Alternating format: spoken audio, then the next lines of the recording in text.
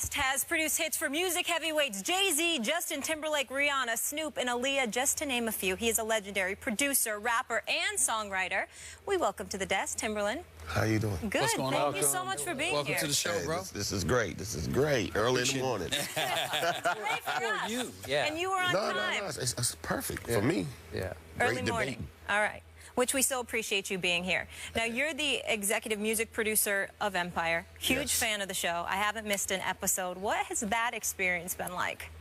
It's been a wonderful ride. Yeah? It's been a learning experience just about the business of TV and film more than anything.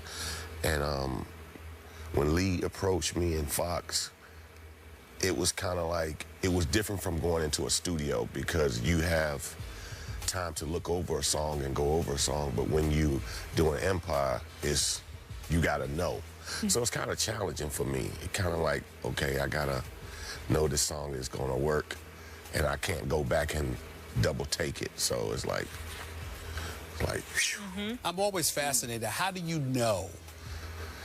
I know you never really, like, literally know. I'm imagining you don't literally know, but No, how do you have that feeling where you really, really believe this is going to work, particularly for music on television? I think, you know, it's so funny, when I watch y'all, it's the same. So I think sports and music is the same. It's like, you know what energy, it's an energy, and it's a feeling. Like, you know, if you're a heavy sports fan and if you watch a key player, you know when he's about to be on fire versus when he's not on fire. So that's how music is. Like, you know when something, it's just a feeling, and it's like you just light up. And like, when you don't expect to light up. Right. So you it's can like, hear somebody and go like, this ain't gonna work. exactly. Ain't gonna work. Yeah, like you'll be like on the It ain't gonna couch, happen. be like, Yeah. That ain't gonna happen. that ain't gonna work. It's almost instant, right? Yeah. And then, but the funniest thing, here's the key. When you can say that, see, I can see me and you walk out, that ain't gonna work, right? Right. So then we'll go to the bathroom, we'll come back in, I look at you, I'm like, that ain't the same song we just heard, right? And then it hits you a little different each time you leave the room and you come back in, you be like, man, I know we just said that wasn't gonna work, but it's working. Right. I got it. So that's how it is. Speaking of a team that is about to be on fire, a team we both love, but not quite enough to pick over the Cavs in the East, your Miami Heat, and you are a big fan. Yes. How much do you love them? Do you love them enough that they could win the East? I like his question. He said, how much do you love them? How much do you love them? I just love them. I don't know about to win in the East, but I can say this.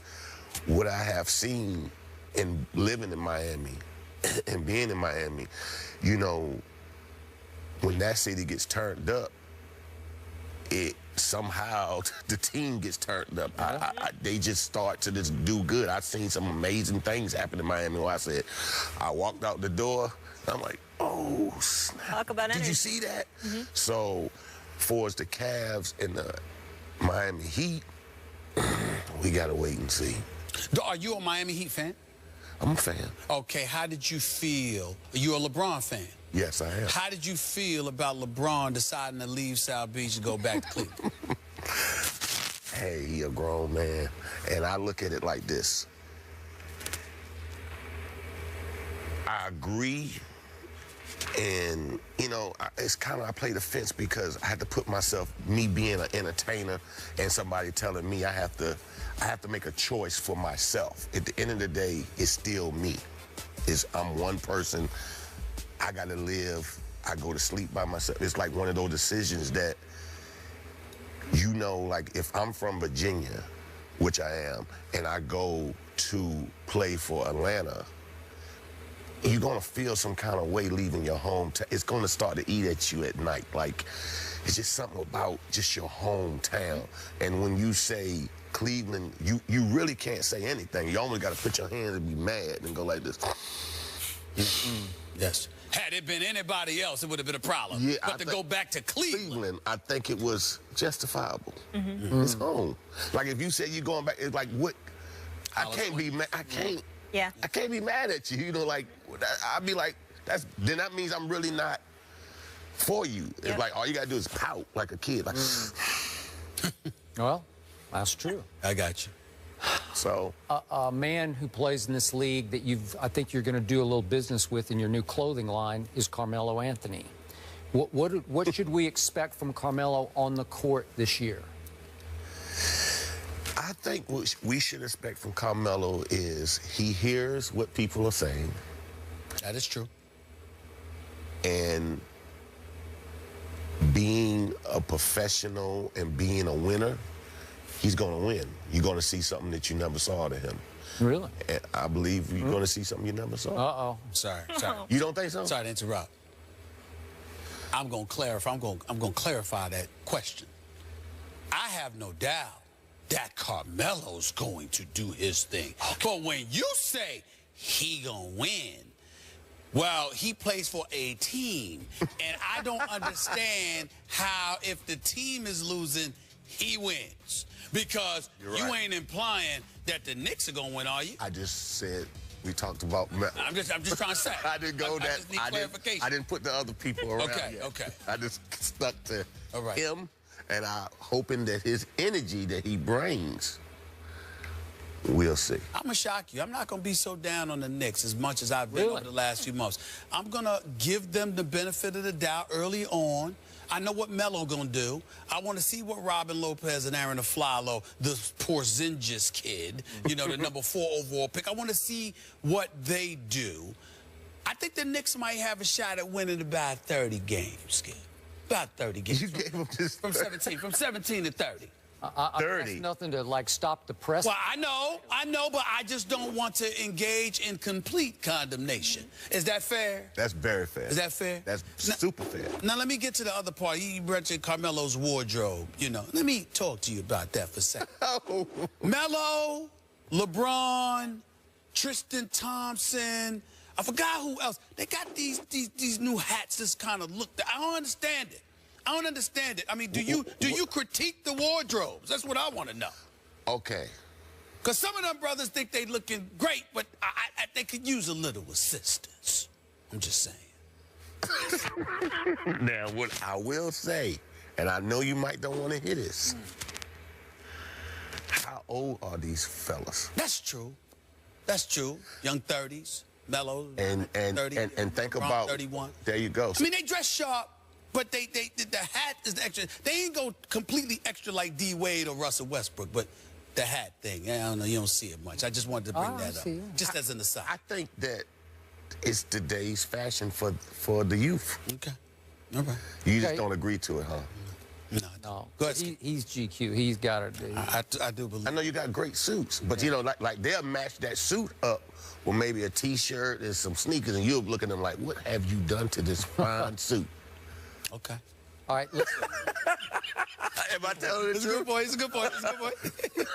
Go ahead, Skip. Let's go back in your comfort zone. Right.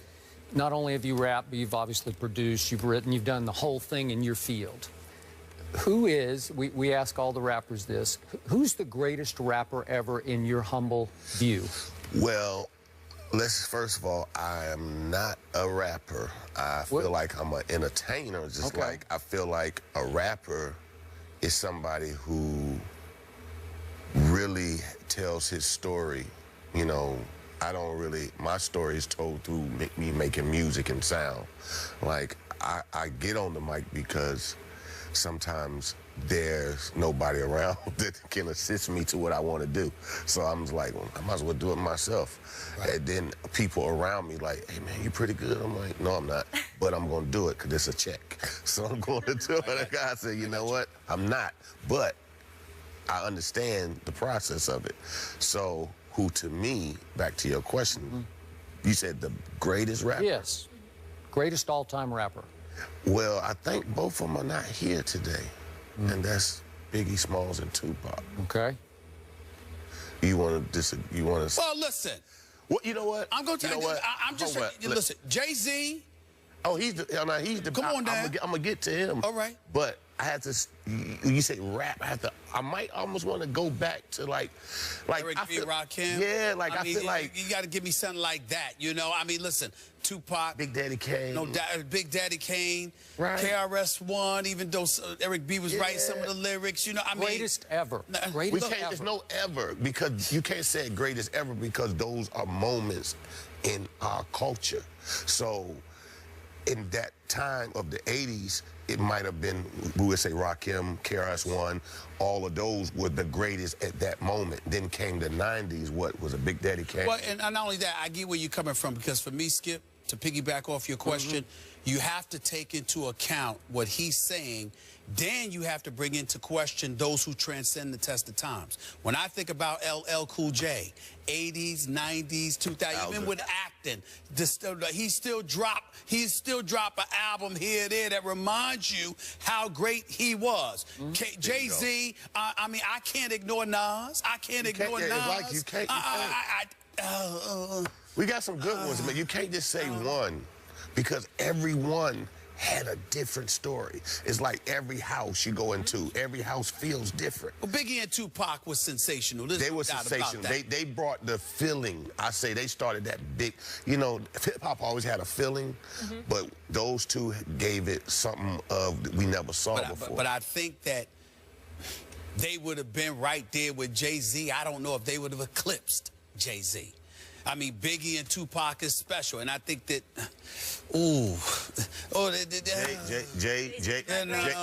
Jay is my brother, so I'm gonna put him always number one. But like me being, to ask me is kind of biased because I respect the music, the sanctuary. That's like asking a player in sports. You really can't. It's like we're just because I'm at top right now and I did it 10 years, it's like, man, I gotta really do my history. Because then you have Africa Bambaataa, you have so many things that to say, oh, am I really the best? I got you. Excuse me, am I allowed to have an opinion here? Yes, I want you to tell him what it is. All right, if we're gonna boil it down to Tupac or Biggie, the greatest performer ever in that genre is the Notorious B.I.G. Again, even if you saw the movie that they made about him, it was great. He just great movie. blew people away with his power, with his charisma. Matter of opinion. Oh, yeah. He was sensational. Don't get me wrong. He was sensational. I'm just saying that I don't know that you can sit there and say that he's definitively the greatest. Not when Tupac was doing his thing, and not after we have seen how Jay-Z has taken it and elevated it to another level. I don't know if you can do that. I don't know. And I don't know if Biggie would have ever been Biggie if it wasn't for Eric B. and Rakim and those boys. So this is what I say. This is why I say Jay-Z the best. It's not because he can rap. Look what he just explained. Jay-Z saw all of this, so he studied the do's and the do-nots. And he has mastered how to be relevant through the test of time. You can't teach that. You can't teach that. Student of the game. You gotta just know how. You gotta know. It's like, you know, you ever heard people say, "Oh, he old. He don't hear that." No. You know, and you know, it's a way to move in life. Yep.